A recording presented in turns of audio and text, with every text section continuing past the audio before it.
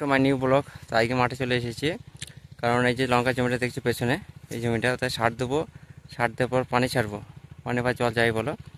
তো মাঠেই থাকতে হবে বেলা 8টা টাকায়।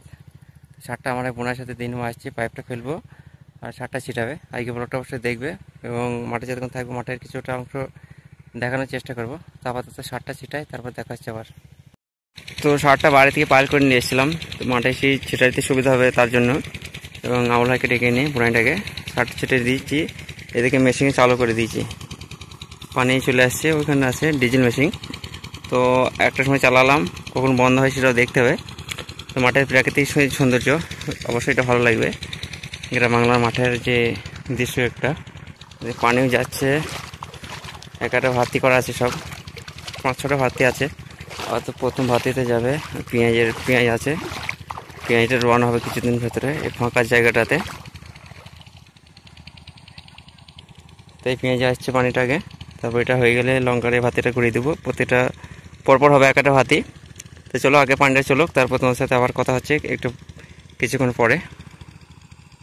চলে এসেছি আমাদের এই দ্বিতীয় জমিতে, মানে এই যে রাই আছে, এই যে পেছনে দেখতে পাচ্ছি এটা রাই। এটা জব ঘাস আগের দিন কিছুদিন আগে লাগিয়ে গিয়েছিলাম, তো মোটামুটি বার হয়েছে।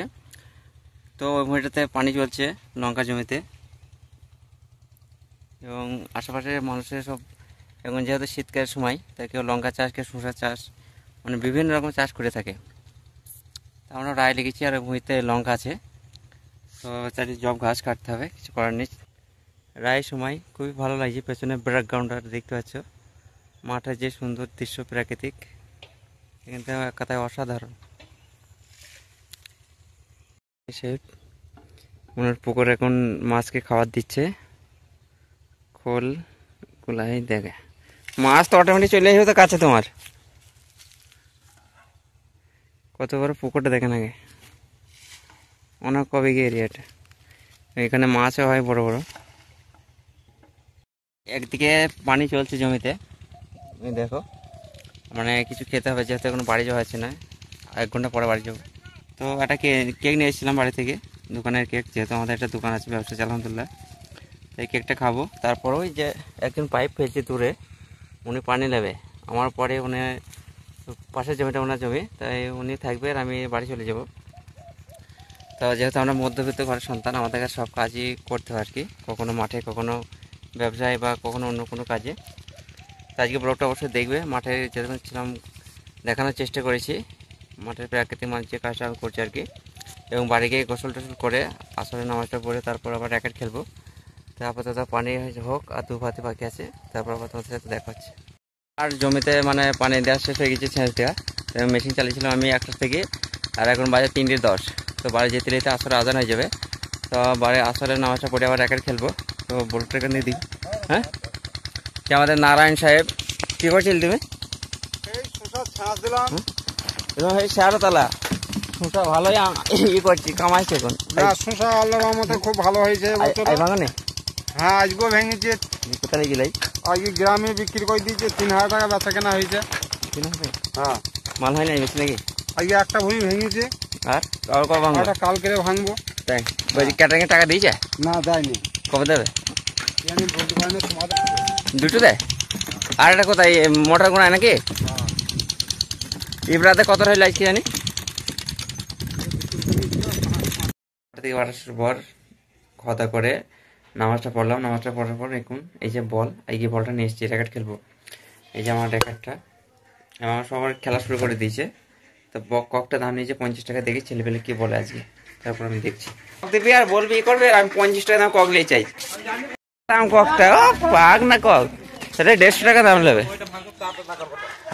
ওই কাকা হোক, খেলে কোন কাকা ভাইকে ভালো কক দেয়, খেলাটা শুরু করে দিয়েছে অলরেডি।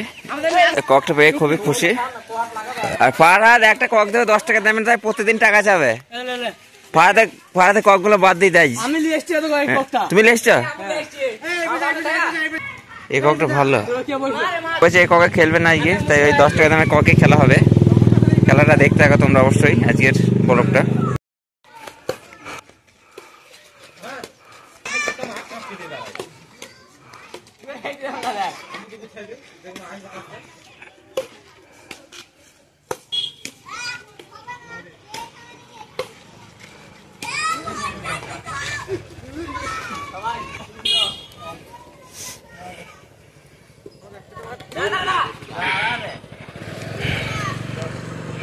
আমাদের শান্তিপুর যে বুধবার হাটটা বসে, হাটে যাবো এখন আমি, যেহেতু আমি বিকালে যেতে পারিনি, নামাজ পড়ে বিকালে খেলা করছিলাম আসলে নামাজ পড়ে, এবং এখনো মাগরিব নামাজটা পড়ে আছে। আমি একাই যাব, ইব্রাহিম নেই, ওরা দেবগ্রামে গিয়েছে।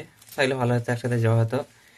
তা চলো আগে হাটে যাই, দেখি হাটে কি কোন জিনিসটা সস্তা যাচ্ছে নাকি বেশি যাচ্ছে, তোমাদের দেখানোর চেষ্টা করবো। অবশ্যই দেখো ব্লগটা আজকের, এবং শেষ পর্যন্ত চ্যানেল নতুন হলে অবশ্যই সাবস্ক্রাইব করো।